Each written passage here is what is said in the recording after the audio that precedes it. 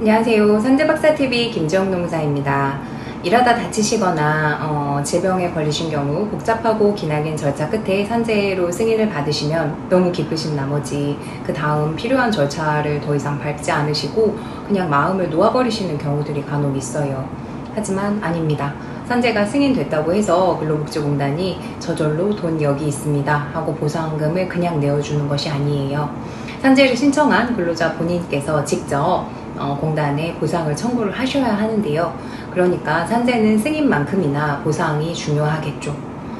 실제 실무 진행을 하다 보면 산재 승인 받으신 이후에 보상 절차에 대해서 잘 알지 못하셔서 불이익을 받으시는 경우들이 간혹 있어요. 그래서 오늘은 꼭 필요한 산재 상식, 즉 산재를 승인받은 이후 돈을 받기 위해서 꼭 알고 계셔야 하는 중요한 사항들에 대해서 설명드려 보겠습니다.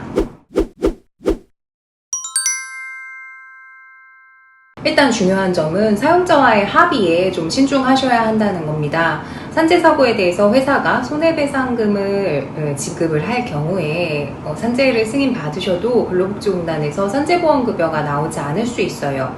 근로복지공단은 민법상 손해배상을 받은 것으로 보일 경우에 그 배상받으신 금액만큼 산재급여를 지급하지 않습니다.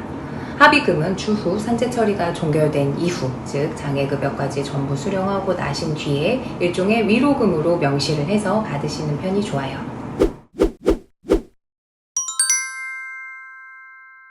다음으로 왜 산재가 승인이 됐는지를 좀 살펴보셔야 하는데요. 산재를 처리한 근로복지공단 지사에 정보공개 청구서를 제출을 하셔서 사건 관련한 일체의 자료를 좀 요구를 하시는 것이 좋아요. 재해조사 과정에서 혹시나 사업주의 거짓이 있었는지 혹은 잘못된 진술이나 증거가 있었는지 여부를 파악하기 위해서인데요. 이를 통해서 산재 사고와 관련하여 노동자의 과실률은 얼마인지, 사업주의 책임은 있었는지 없었는지 이런 책임 유무를 파악을 할 수가 있습니다. 각자의 과실률에 따라서 손해배상 금액의 차이가 커요.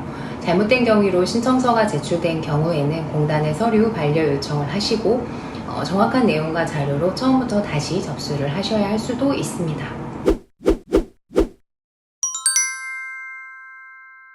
각종 급여 부분도 꼼꼼하게 파악을 좀 하셔야 합니다. 우선 산재가 승인이 되시기 이전에 그 병원을 다니셨을 거잖아요. 산재 승인 시점 이전 기간 동안 병원에서 치료받으신 치료비에 대해서 근로복지공단에 청구를 하셔야 해요. 만약 요양기간 동안에 간병인을 고용을 하셨다면 간병료도 청구를 합니다. 이때 간병의 필요성이 있었다라는 주치의의 소견 같이 첨부하는 거 필요하고요. 그 밖에 이송이나 통원 과정에서 필요한 비용, 그리고 각종 의료기구를 사용을 하셨다면 그 비용들도 청구하실 수 있습니다. 사고나 질병을 산재로 승인받는 일도 어렵고 중요하지만 산재 신청을 하는 이유가 대부분 업무상 재해에 대한 합당한 보상을 받기 위한 점에 있다라는 걸 떠올려 본다면 산재는 승인만큼이나 보상이 중요합니다. 산재 승인 이후에 산재보상보험법에 의거한 합당한 금원을 지급받기 위해서 꼭 숙지하셔야 할 내용 알려드렸으니까요. 꼭 챙기셔서 불이익 받는 일은 없으셨으면 좋겠습니다. 산재 승인 후 보상 절차에 관해서는 다음 이 시간에 마저 알려드리겠습니다. 감사합니다.